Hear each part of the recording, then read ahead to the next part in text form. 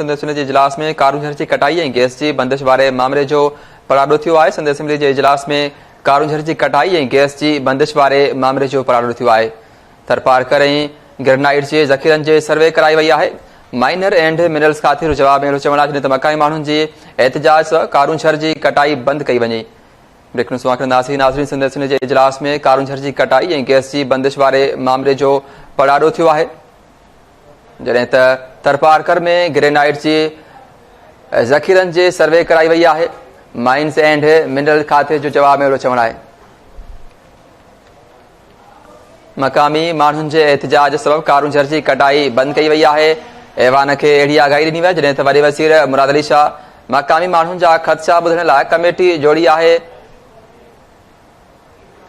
वज़ारती committee मामले खे ॾिसी सिंध काबीना में रिपोर्ट जमा कराईंदी। इन हवाले सां लाइन ते मौजूदु आहे कराची मां सगीर चांडियो। जी सगीर, छा तफ़सील आहिनि?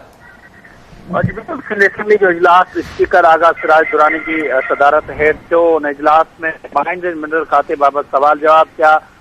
उन इजलास में सवालनि जा जवाब ॾींदे माइंस एंड मिनरल खाते जे सूबाई वज़ीर शबीर बिजारानी जो चवणो हो त थरपारकर नंगर पारकर में जेके आहिनि ग्रेनाइट जे ज़ख़ीरनि जो सर्वे करायो वियो आहे। 26 अरब टन जो ज़ख़ीरो जेको आहे उहो मौजूदु आहे। दुनिया जो सभ खां बहितरीन जेके आहिनि उहे ज़ख़ीरा नंगर पारकर में मौजूदु आहे। पर मक़ामी माण्हुनि जे एहतजाज सबबि उते जेका आहे खोटराई बंदि कराई वई आहे। मज़हबी तारीख़ी हंध जेके आहिनि उते नंगर पारकर में मौजूदु आहिनि।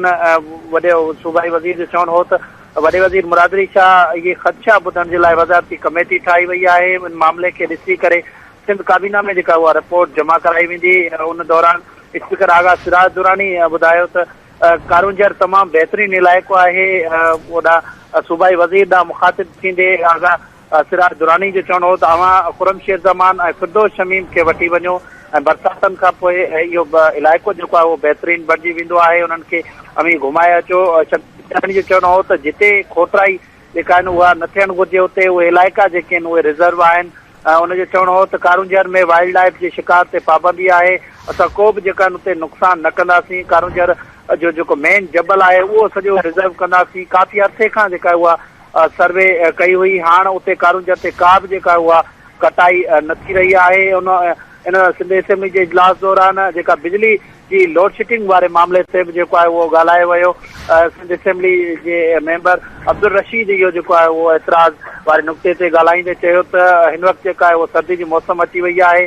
14 जेके आहिनि कलाक जेको आहे उहो लोड शेडिंग जी बिजली जी जेका लोड शेडिंग आहे। इन दौरान उनखां अलावा सूबाई safety and police complain commission दौरान बि जेको आहे उन इन मामले ते ॻाल्हायो वियो। इजलास में MQM जी मेंबर राना अंसार चयो त MQM जो इन पब्लिक सेफ्टी कमीशन में मेंबर शामिल कयो वञे। मुकेश कुमार चावला जो चवणो सेफ्टी कमीशन में अपोजिशन जा मेंबर मौजूदु आहिनि। अवां खे उहो चयो हुयो पर हाणे अवां दरख़्वास्त ॾियो।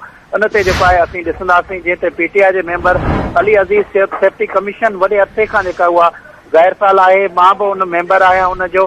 पर महिरबानी करे इजलास घुरायो वञे जीअं आवाम जा जेके मसइला हल थियनि। उन दौरान सिंध असेंबली जे मेंबर ऐं PP जे MPA उन सख़्तु तनक़ीद कंदे PTI खे निशानो बणायो। चयो त ही जेके कम न आहिनि कंदा, रुगो घड़ी चोरी कंदा आहिनि। ही मीटिंग में ऐं न आहिनि ईंदा। असां जेके अवाम जी नुमाइंदगी कंदा आहियूं।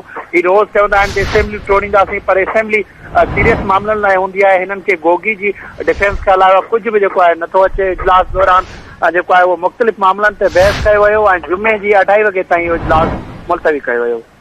जी ठीकु आहे, वरी महिरबानी सगीर चांडियो तफ़सील ॾियण जे लाइ।